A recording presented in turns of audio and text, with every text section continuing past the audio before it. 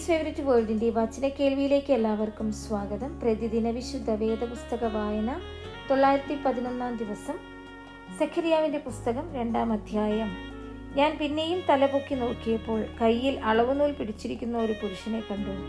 നീ എവിടേക്ക് പോകുന്നു എന്ന് ഞാൻ ചോദിച്ചതിന് അവൻ, ഞാൻ യെരുശലേമിനെ അളന്നു, അതിൻ്റെ വീതി എന്തെന്നും നീളം എന്തെന്നും നോക്കുവാൻ പോകുന്നു എന്ന് എന്നോട് പറഞ്ഞു. എന്നാൽ എന്നോട് സംസാരിക്കുന്ന ദൂതൻ പുറത്തു വന്നു. അവനെ എതിരേൽപ്പാൻ മറ്റൊരു ദൂതനും പുറത്തു വന്നു. അവനോട് പറഞ്ഞത്, നീ വേഗം ചെന്ന് ഈ ബാല്യക്കാരനോട് സംസാരിച്ച്, യെരുശലേം അതിലെ മനുഷ്യരുടെയും മൃഗങ്ങളുടെയും ബഹുത്വം നിമിത്തം മതിലില്ലാതെ തുറന്നു കിടക്കും എന്ന് പറക.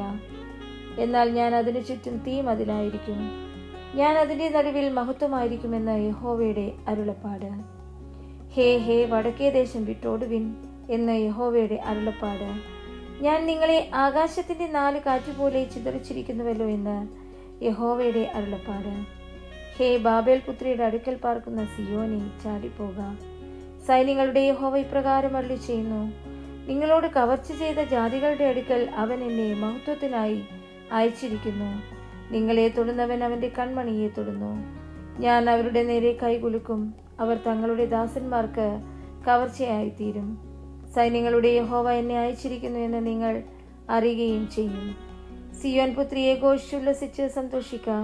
ഇതാ ഞാൻ വരുന്നു, ഞാൻ നിന്റെ മധ്യേ വസിക്കുമെന്ന യഹോവയുടെ അരുളപ്പാട്.